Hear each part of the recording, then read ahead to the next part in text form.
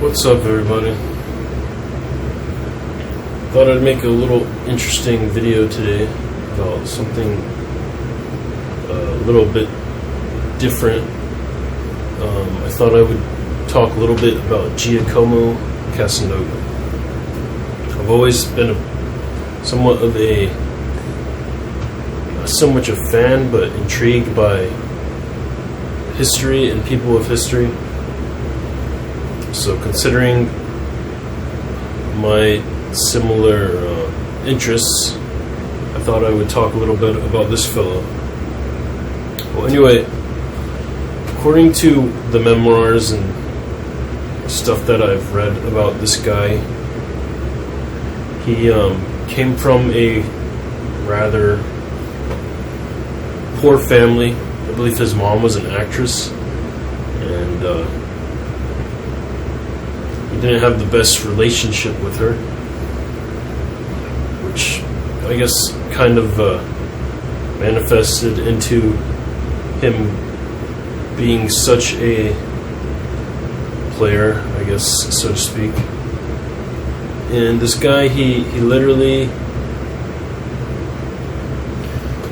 traveled around Europe, from Venice to France to Amsterdam to Spain and back to Venice.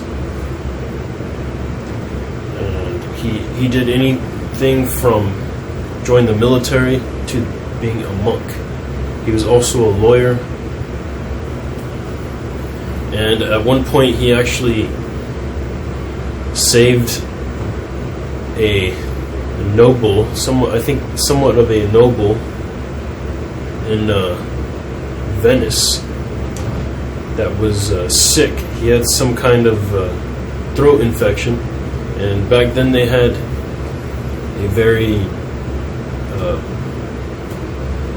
not very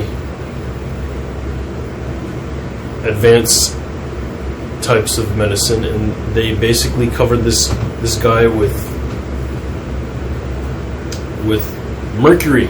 That was one of their treatments for people that were ill. And Giacomo, I guess, saved his life. Basically, he cleaned all the mercury off of the man, and what happened was the man's throat swelled up while they had the mercury on his skin. And once he took it off, the swelling went down and it got better. And after that, Casanova basically was able to form a relationship with this man, which gave him privileges. That he had his own gondola in Venice, which was equivalent to having like your own Lamborghini at that time, and he was able to get into these parties where he would wear a mask, and they would have, I guess it's kind of like the eyes wide shut type thing, and they would just have sex with whoever. And back then they didn't really have that many diseases. Well, I guess they did. They didn't have AIDS. They didn't have hepatitis. They just had basically chlamydia. They did have some things that were life-threatening, but it wasn't that big a deal. And they did have condoms. They were actually sheepskin condoms, and what they would do is they would dip them in things like alcohol, like wine, and it would give them the condoms the same consistency as not condoms nowadays. So it made them more pliable, and they would have like a little rope on the condom. However, if AIDS had been around, it probably would not have protected them from it, but because of that, he was able not to get any of the women pregnant. Well, anyway, he had these escapades, but at many points he was getting literally kicked out of almost every country that he went to. He would sabotage himself. He would piss off wealthy people, and towards the end of his life, he around his 40s, he unfortunately was not as desirable as he was in his 30s. I guess he said in his memoirs that 38 was his peak, and after 38, his teeth started to rot. He got older, and he basically got a job as a librarian in Venice. However, when he returned to Venice, he was not the young, desirable man that he had used to be, and he was actually rather tall. He was 6'2", which was very tall at that time. And those of you that have gotten into pickup know how much women appreciated tall men. But anyway, despite being tall, he was no longer that desirable. So basically, he got a job as a librarian, and he turned into the old man who's talking about, I don't know if you've ever been in this situation, but I have, the old man that talks about all the famous people he knew, that he hung out with, whether it be Frank Sinatra or, I don't know, Elizabeth Taylor. I've had a few of these, but when you're old and your teeth are rotting, and back then 40 was pretty old, or past 40, and I believe he had the job around when he was 48. He became the librarian. Well, anyway, he was seeing a therapist, and his therapist advised him to write down these stories instead of, annoying everybody in his job, telling them. And he spent 9 years writing down his memoirs. And at one point, he was literally writing for 13 hours a day. And eventually, years later, after about, I think he was 73, he contracted a bladder infection. I don't know if that was STD related, but he contracted the bladder infection and he died. But still, he lived a pretty long life, if you think about it. But I find it pretty interesting. I've always been intrigued by this fellow, but his way of gaming is not the traditional way. According to what I've read, he would find out what a woman was upset about, and he would try to solve it. Whether she was having a fight with her lover, her husband, he would try to make her feel appreciated or feel grateful. And I can see how this might work. It has worked for me in the past, but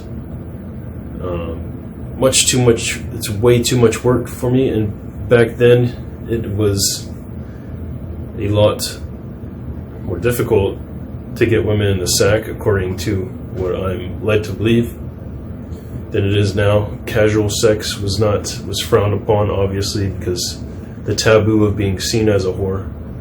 And so he had to spend usually a lot more time with the woman before she was finally able to, get more intimate. So I think his maximum amount of women was somewhere around 160 or 197. I don't remember exactly, but nothing compared to a lot of people such as Hugh Hefner, who's around like 2,000. But obviously he worked in a business where he was able to be around women a lot more than the typical man. So either way, it's still I would say it's an impressive amount compared to the societal norms at that time. And yeah, that's basically my outline of what Casanova's life was like.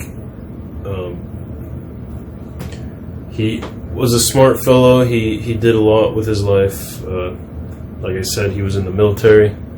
He was a monk at one point. Unfortunately, that didn't work out very well, considering as a monk you're supposed to be celibate, so go figure.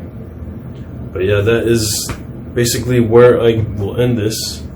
If you guys are interested in learning more about Casanova, he has his memoirs. Casanova's memoirs are very interesting to read.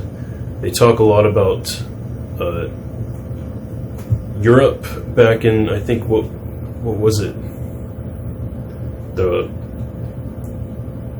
16th century or 15th century? I'm not 100%, but it's very detailed. He talks about the time. He was he's a prolific writer, so he covers everything in vast detail. It's a very interesting read, but like I said, that was my outline of Casanova, and I find it very interesting because he talks a lot about style, which is very important. He talks about getting to know the women, and he also talks about how when he was able to end a relationship with a woman, he would make it as though he didn't feel like he deserved her.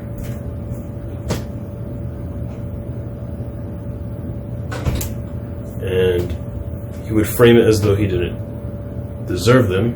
That way they would not feel as bad when he left. But I don't know, honestly, these days women can go crazy, especially if you hurt them, so I don't know if I would do that, but there's a lot of interesting tidbits in there if you want to try some of his own strategies and tactics for meeting women. But yeah, that's all I gotta say. I hope you guys found this interesting. If you can, please like, subscribe, and I will see you guys next video. Like I said, check out Casanova's memoirs. Alright.